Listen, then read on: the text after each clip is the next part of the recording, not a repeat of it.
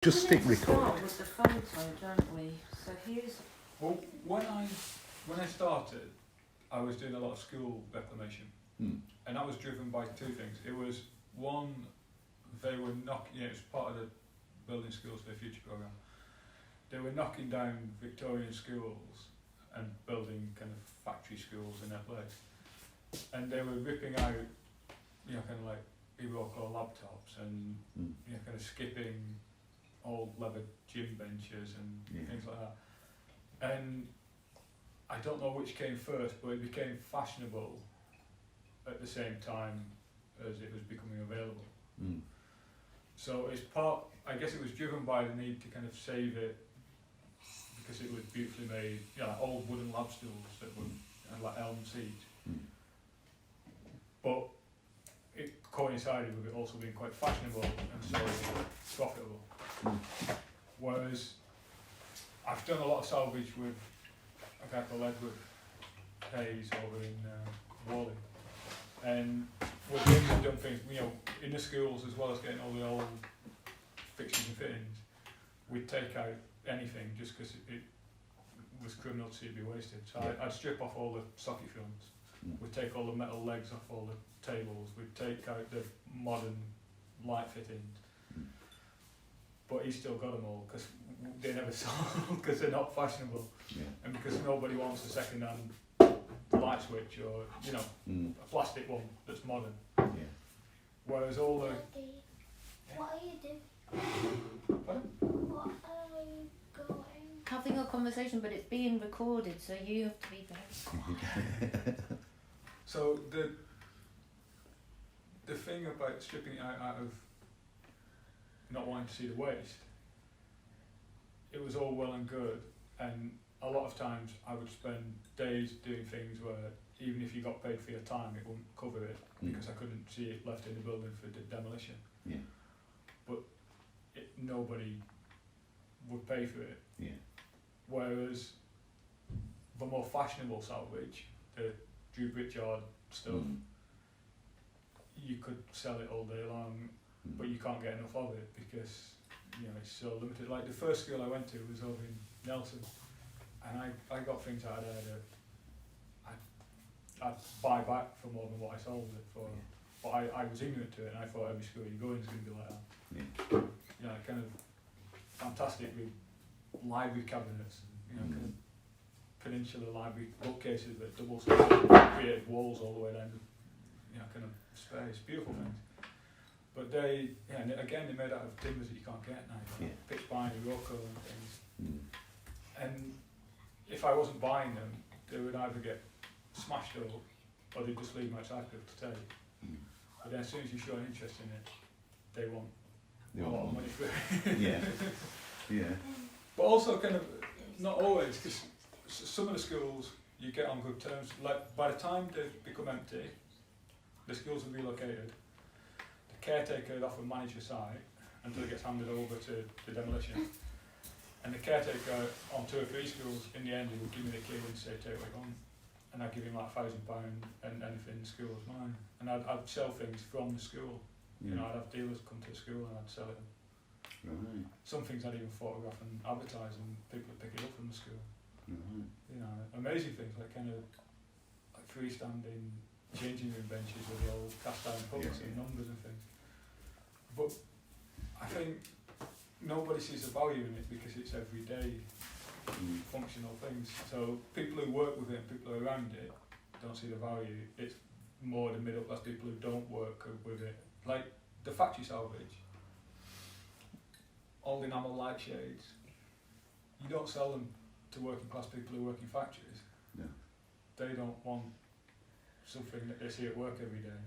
You sell it to people in London who see it as fashionable because it's come from a mill or they have a romanticised vision of what's Well, it's like working playing class at heritage, slumming it, isn't it? isn't it? It's like when I used to do canapes at posh events, handing them out, and the posher the event was, the more scuzzy the cat. So if you went to like a diamond auction, the snacks would be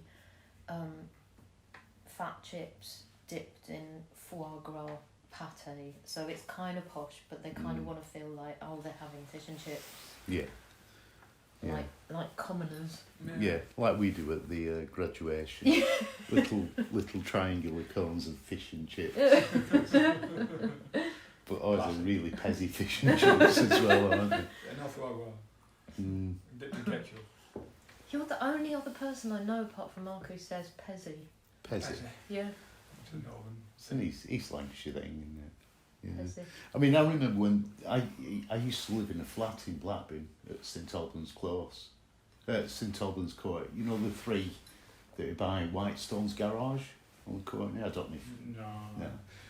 But across the road was East Lancashire Coach Builders and they were demolishing it. And this is early 90s. And I went in and I got the green industrial enamelled things because I wanted them for my flat because I loved them, because I loved the aesthetic of them. They had the stickers on and I've still got two in my shed now. I've got a couple downstairs. Yeah, and I just loved them for the aesthetic, for the look of them. So is there anything that you found that you think, do you know what, I want this in my life? There's lots of things I've bought. What I used to do a lot of, and I've heard other dealers say the same, is they'd find something or salvage something, be in love with it and kind of cherish it, and then 2 months later you're bored of it and you've seen it. It's about needing to own it for long enough that you feel satisfied that you've owned it. Yeah.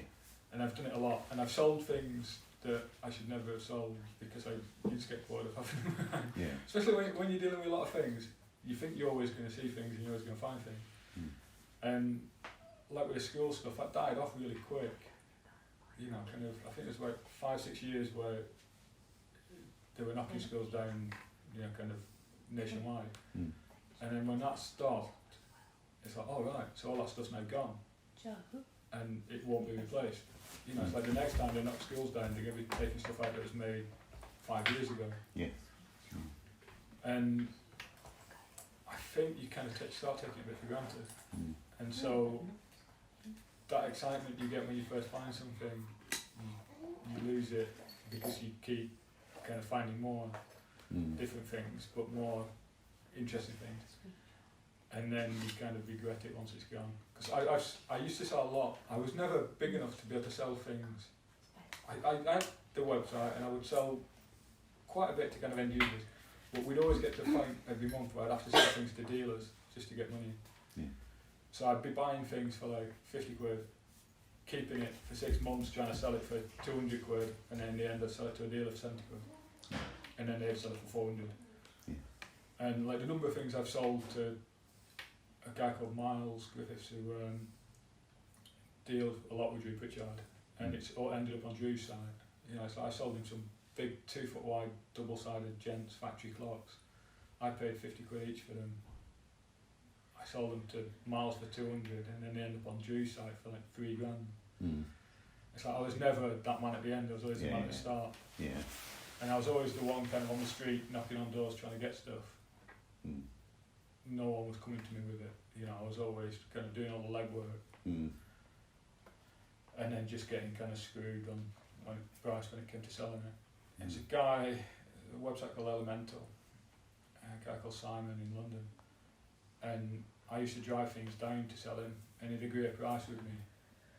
Like we had cinema chairs also, so I'd agree a price with him. I'd drive down there, and then he'd haggle me on price, knowing that I was there, and I'd have to sell it so I could have fuel to get home. So you end up kind of giving a lot of stuff away that you should never.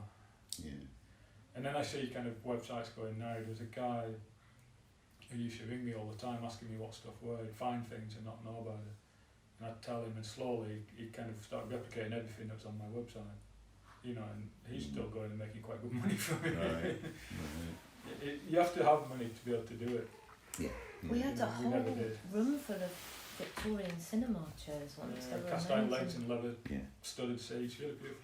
But I used to go down to London to stay with a mate, and I'd always look in at the shop and see what he had that I'd go, oh, they were ours, and there'd always be like a couple of noughts on the price. Yeah. You'd make 20 quid and they'd make £1,000. Yeah. But there's a few things I've kept, not a lot. I've got a fire bucket upstairs that came out of the British Museum. Right. It's a black bucket, it's got gold with BM initials on it. It's Right. very beautiful. I did have two and I sold the other one. Right. What else have I got? I've just bought a Singer stool, which is the rarest one I've ever seen, from a dealer. He didn't know what it were. And I'll keep that because that's worth quite a lot of money. But the odd little light, I've got one enamel light shade downstairs in there which I'll put in the house somewhere that came out of a storeroom in a school that's absolutely mint. Right. Again, the original sticker. Yeah. And the beautiful things that you can't, even the people remaking them today, they don't have the same weight to them, they don't have the same quality to the enamel or anything. They're beautiful and they're just commonplace. Yeah. But they were built to last, weren't they? They were enduring well that's things. what especially it's a shame we don't still have the old house because all the furniture in the old house was all from schools and factories. Mm. And I could tell you where everything came from, the doors are from a mill in Rochdale, there was a beautiful radiator in the bathroom that came from a candle factory in Manchester. Mm. So is the story of an object important then? I think so, Yeah. but it gets lost, kind of, you pass it on to your site too and it slowly kind of... On my website I used to have black and white photos of the item in situ. Right. And then show it kind of restored and, the proper photos of it. But I don't know if anyone ever appreciated it. I think I was speaking to Miles about it, a dealer, and he was saying, so I was saying, he gets things and restores them, and he'll strip the paint on them, and he'll do all kinds of things. And I think that process is really important, and it adds value to it, it's really interesting, and knowing where it's come from. And I said, why don't you document it when you sell them? I said, because people want to think it's been like that its whole life. Right. People want to think it's originally, it's in its original condition, it's never been touched. But nothing's like that. Mm. And he said, if anything, it takes value off it. But for me, I like that process. Something being all covered in oil in a workshop and then being cleaned up and in a showroom. Yeah. That's really interesting. So where do you stand on for distressing? It's horrendous, isn't it? It's that kind of fire and ball, sanding things back. Yeah. It's difficult. There's Andy Thornton's. Have you ever been there in Halifax? No. It's not Halifax, it's Ellen. Yeah, I think so, yeah. And they sell a lot of, it's a massive mill, and he used to do a lot of reclamation, and he now imports a lot of kind of industrial-esque, kind of knackered furniture from India. And it's all kind of distressed and pitted and everything else. And he can't sell enough of it. It goes in hotels, in bars, in restaurants. And I understand it, because for a lot of people, by the time it's 10 foot up in the ceiling, if there's a light fitting, so nobody's going to handle it, nobody knows. If it's 20 quid and not 200 quid, it makes sense. But it's the integrity of the object that I've always liked. And I think it was quite unique for me, because I knew where everything came from. And I liked that. I could tell you, I've picked things up in France and Switzerland also, where I used to drive over there, and I could tell you, that bedside cabinet came from a hospital in northern France, so that, we had old theatre doors in the old house that made a wardrobe that came from, I think, Bournemouth Theatre, and everything had a story and everything had a life, and all the distress on it and all the marks and the wear were from its original use. From actual use, rather than and we're in the wrong place. Exactly, and so it had an integrity and a charm, whereas if something's just been rubbed down with a bit of wire wool and some off-white fire and ball, it's kind of anything but integrity, isn't it? It's the opposite. But I don't know, it's business, isn't it? It's the problem with the salvage, which is why I stopped doing it, is you can't maintain it. Once you've got it and sold it, you have to find it again. Whereas now they can just order another 20, or another 30, or another 40. There's a guy, when I was looking at having the Everton stills made, I went down to his factory in Birmingham. They were talking about someone they supply, and he has them in Birmingham make up all the metal chairs, but he has all the seats and everything sent over from India because it's cheaper to fill a cargo ship with small seats than it is big metal frames. And they all come pre-distressed and everything. He just puts them on and sells thousands at a time to hotels. But I don't know. It's where the money is, I guess. Well, it's not for me. Yeah, no, that's. It's. I don't think we've ever had anything like that. Right All our back things at get the knackered beginning, when the very first shop we ever went to was in Colne. Yeah, I can't remember what it's called. Country. No. Something like that. But I can't remember the name of it either, but it was that older lady and she did, it was all original furniture, but she'd like distressed it and painted it white, hadn't she? Yeah, I think a lot of people don't question that it's been distressed and they might think it's just how it is. Yeah. I don't know how to explain everything in the shop matching, but... yeah.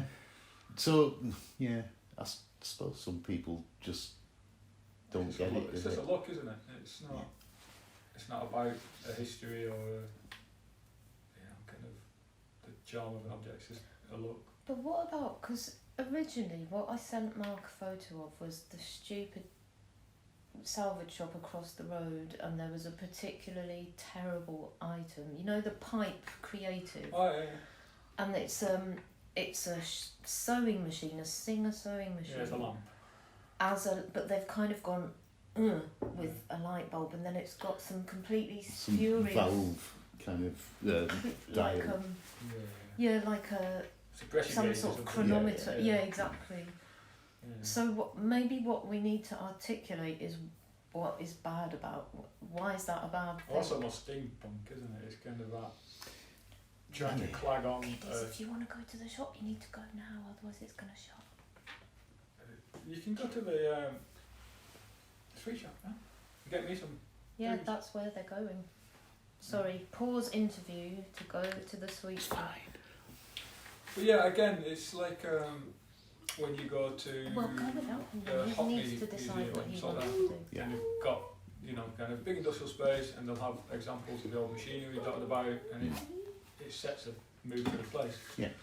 It's people trying to fabricate that with in a domestic way, where you have a sewing machine and a pressure gauge. People like it around here because the number of houses you live in will have a shuttlecock on the wall. Yeah. Because they feel it's a weaving town. Yeah. And I think it has a value. Kind of, it links people to their heritage. Does it not make you angry though? Joe, I need my phone back now anyway. No, there's a thing. It's past a bit now, but about 5 years ago, anyone was making anything into a lamp. Yeah. And you get violins made into lamps. So you get, kind of literally anything that could take a bulb holder was being made into a lamp and being sold for vast amounts. And there's one website in particular, I can't think of their name, I sold them some stuff.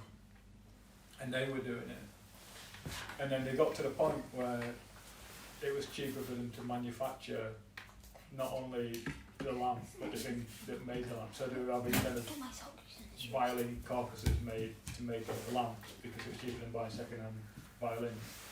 So not only are you kind of losing the integrity of the object by making it into something ridiculous, but you're fabricating that in the first place. It's like when they make taxidermy of frogs playing cricket. It's like not only are you kind of downplaying the value of the item, but you're making a mockery of it. But lots of stuff like that, that does annoy me because it gets stupid. I can't think of some examples, but they were making anything into a lamp. I've even seen like bricks made into lamps. I can't remember. The Norai brick lamp. Yeah, like anything that has, kind of people wanting to buy heritage or wanting to buy a piece of something. It's like when they sold off the Hacienda before buying a foot-long piece of floorboard because it was once walked on by somebody. Did it with the Olympics where they cut up the running track. You can buy like a 4-inch segment for like 50 quid. Yeah. Because people are desperate to own a part of something, aren't they? But that's a different thing though, isn't it? That's a bit of history. That's what people want to believe. That Yeah, but it's the same when putting a single sewing machine that's now a lamp. You know, it's like people want that, a piece of history, a piece of heritage. They want to be affiliated with. But I think part of what annoys me about it is that it's not as considered as that. Somebody's gone, oh, it's a bit old. It's not going to be people who are interested in the history of sewing or northern Yeah, but I think you industrial. get it more around here because people have an affinity to it. But I don't even think they do. I think idiots, with the exception of the present company, obviously, come here at the weekend and go, oh, that's a bit old. Yeah, but they know it's an old mill town with mill chimneys and they see I it. don't even, honestly, I think if you sold that crap in Moss Side, people would buy it for the same reason. Oh, that's a bit old. It's quaint, isn't it? It's, Maybe. you know. Are you going shopping? Are you getting some things? Oh, which one's No. You need a coat on though, and it's freezing. Yeah, both of you need coats. Please, no, don't look at me like that, it's freezing. Well, you can if you want cold arms. Go Yeah, on, it's, Buzzy, because it will shut and then you'll be fed up.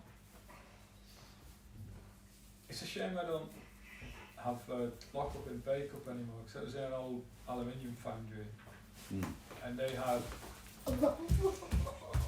a different approach to salvage where they couldn't throw anything away. And it wasn't out of any kind of design led thing, it was just it might one day be useful. And they had a massive factory, massive warehousing, and there's only about 5 staff, and they had everything in there that you could ever imagine, like old running machines, old caravans, old carts, all kinds of stuff. And it was, if you had a good eye, you could have gone and made a business out of cleaning up the stuff that they are piled up. But that's a bit nicer because it is almost like out of being frugal, and you know, one day, I don't know, kind of the metal arm off that might come in for this, or and can be reused for another. Yeah, and then it's more genuine kind of salvage. And so when's the salvager become a hoarder?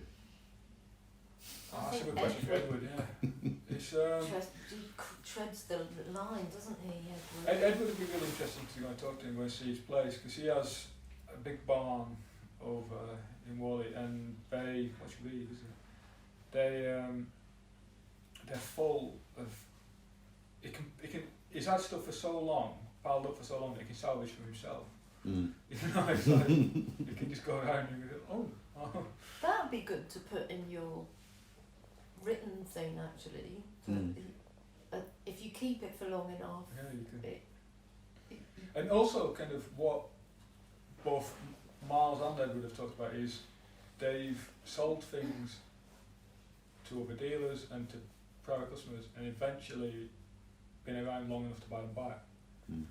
Or they've gone to other people and they've ended up buying them back. It's almost like there's a pool of things circulating. And like karma.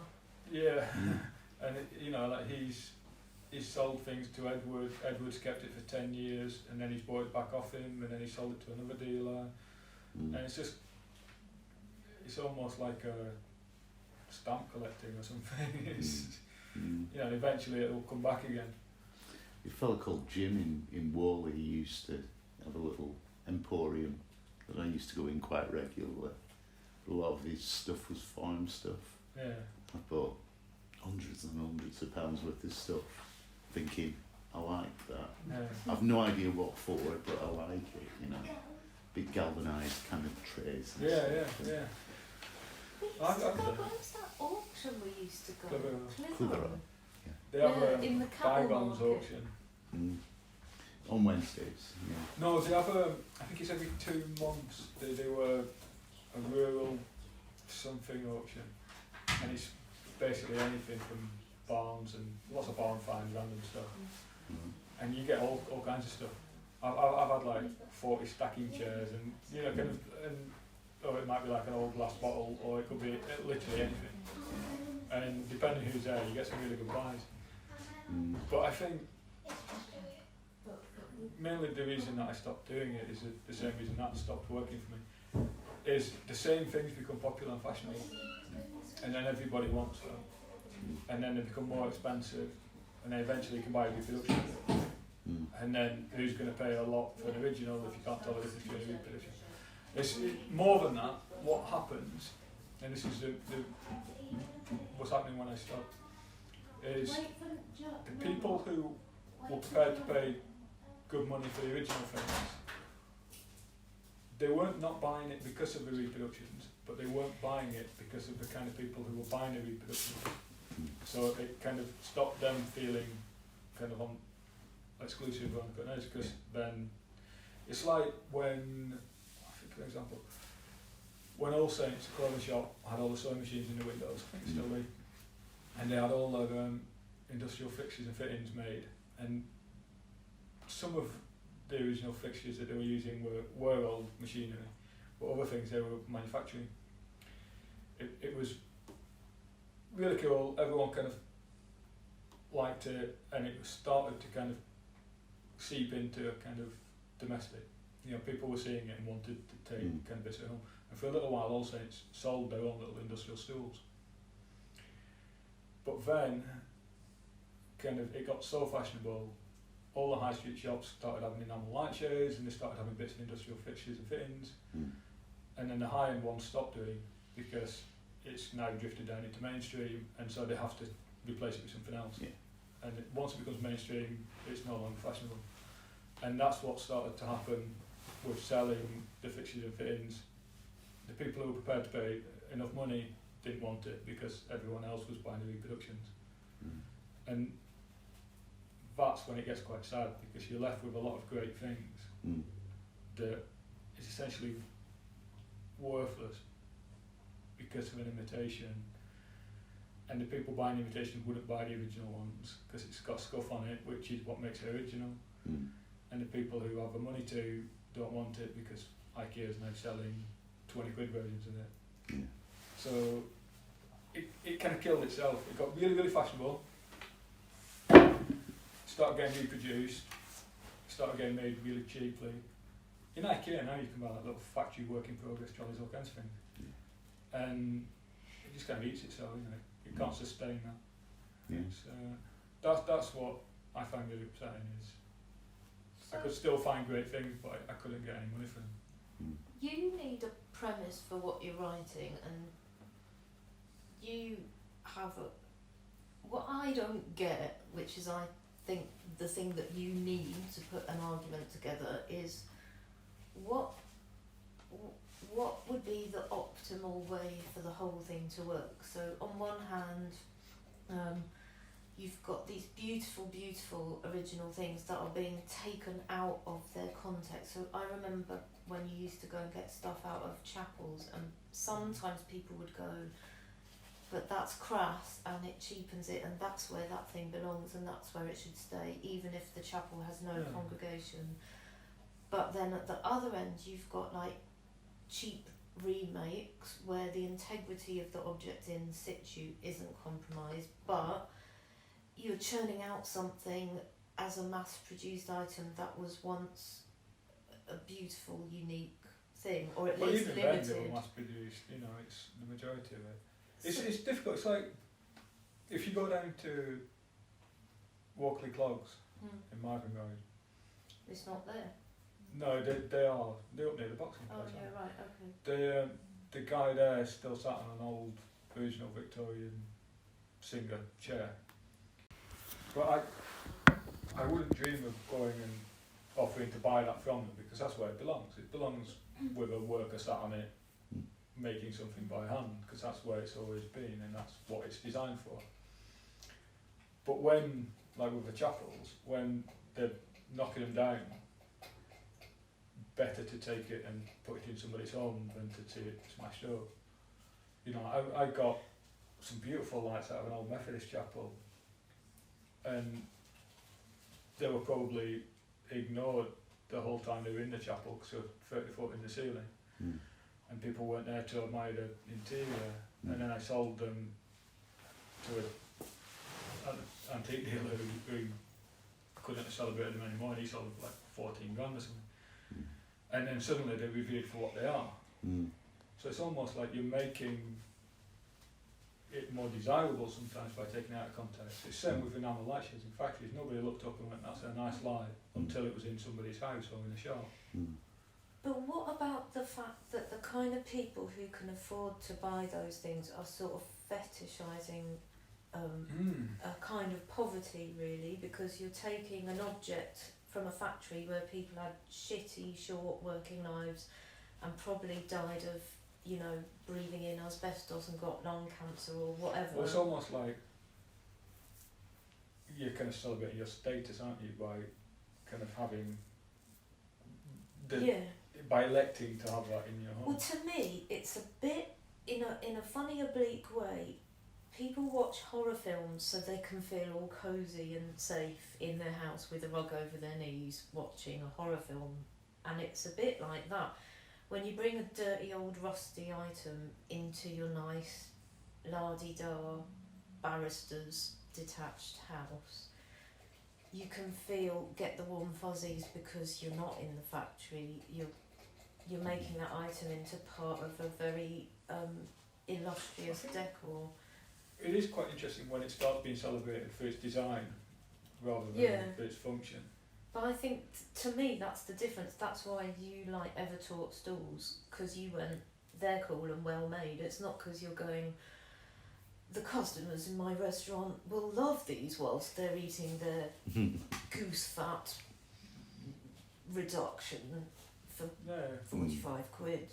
There's a subtle difference, but it is a difference.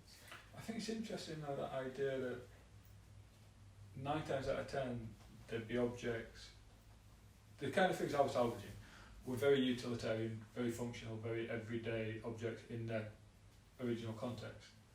So like lab stools in a school, or I think kind of enamel light shades in a factory, or those cages for foot lockers. Yeah, wire lockers, anything like that. In their original context, they wouldn't even have been noticed.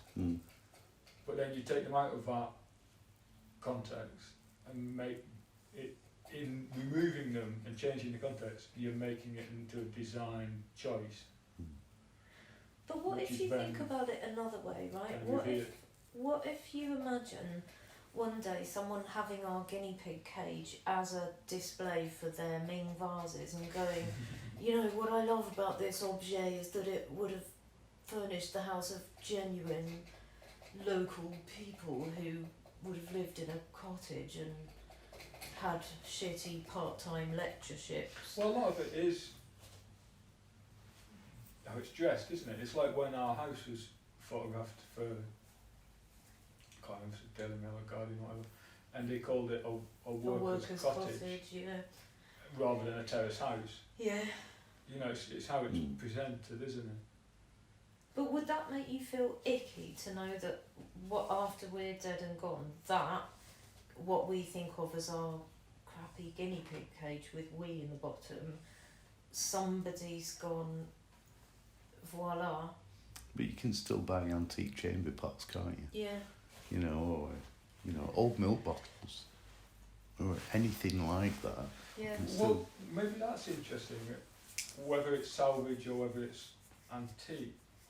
If it's in the trade and it's being sold between dealers and it's not being taken directly from the buildings, if it's been taken from the building 10 years ago, 5 years ago, or is it only salvage if it's from a school or a factory or a church, if it has a different use? What defines salvage? Well, the other thing is that if you go around with a metal detector, there's archaeologists go nuts about detectorists because they say it completely compromises the integrity of a site. So if you just get lucky and you find a Viking shield, as soon as you remove it from that place, you've taken it out of context and you've completely screwed up all the other information around it and what that means and what it can tell us and all the layers of stuff. But with salvage, like, all's fair in... You just take what you want, don't you? Nobody's ever come into a school and gone, but hang on, those footlockers have been there since the 40s. Like, it's... But generally, if you're taking it out of the school, it's just been demolished. Yeah. You So know, that's what it is. there's It's certain like, things I've not taken. You know, it's like there was in a school, there was a really beautiful wooden, like, scrolled plaque that had all the kind of achievements of the students, like from the 1900s. And it's, you know, it's like I could have taken it and I said, no, that belongs either with the school or with the council or, you know, something like that. And yeah, I think there has to be some, you know, kind of scruples. but it's funny that salvage is seen as like, it's like a noble... like saving salvage even means, it means saving. Whereas in other similar contexts, if you're a detectorist, they border on criminal depending on who Vandals. you are. Yeah, because you're taking away... Well, I don't think a lot of what's now sold as salvage isn't salvage in that sense. It's like Drew Pritchard. Is he salvaging things? He goes into work on a Monday morning, he opens a dozen emails of people offering him things, he goes and buys it. He's just dealing in it, you know, he's not saving it as such. But And there's no real effort on his part, is it? To But has he source got this to stuff. the point Yeah. now where he's such a name that it's that whatever I say you are, that's what you are? Like, if I'm Drew Pritchard and I point at that guinea pig cage and tell you it's cool, they really want you back. That's mine. Oh, it's yours. If I think that there's a lot of things. Okay, Hi, Bubba. there's a lot of things Is everything okay? slightly amiss with that kind of thing. It's like with Drew Pritchard, a lot of the local antique dealers to him won't let him in their places now because he's done so much harm to the trade. Mm. You know, by going around kind of supposedly stumbling on things, and I think he spawned a lot of antique dealers because people figured it's like it is in his show where you drive around, Okay, I think that's you go to a Daddy thing. antique yard, you look around the corner and there's 20 stacked up lights that you can buy for £1 a piece. And so everyone started doing it and it made it incredibly popular. How much are they? And then you were selling things to other dealers and competing with other dealers for things, Okay. Okay, bye now. Bye. which kind of meant that you were all, like, trading rather than salvaging. Mm. And I think it's a big difference. Mm. It's hard to make that make sense, but like I've been in schools before and there's been 2 or 3 other dealers there haggling for prices over things. And I've been to mills and like the mill owner said, well, I can get 50 quid for that on eBay. It's like everyone's now a dealer. You know, it's kind of like, well, I can't give you 50 quid for it. If it's only worth 50 quid to the end user, Mm. then you might as well sell it yourself. And if everyone's a dealer, you know, people who were working in factories realised that enamel shades were fashionable, they start taking down enamel shades and selling them themselves. Mm. If everyone's doing their own salvage, you know, there's not a lot of room left for dealers. And I think it consumes itself after a while. I don't think there's many.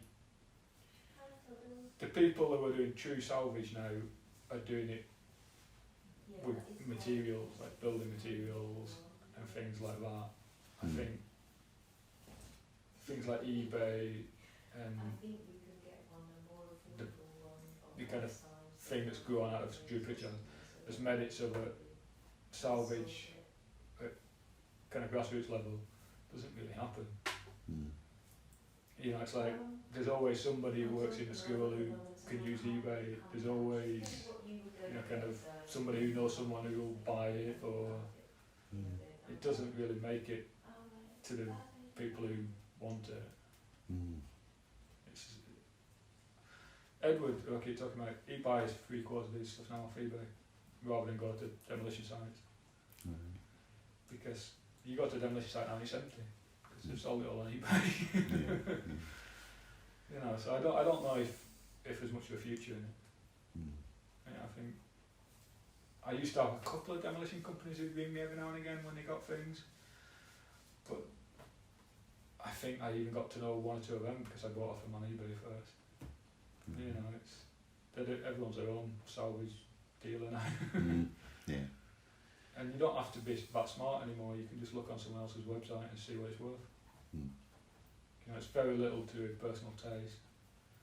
Yeah, a Singer stool will sell for £200. An identical stool that doesn't say Singer on might be 50 quid. People, it's like designer clothes. They like names.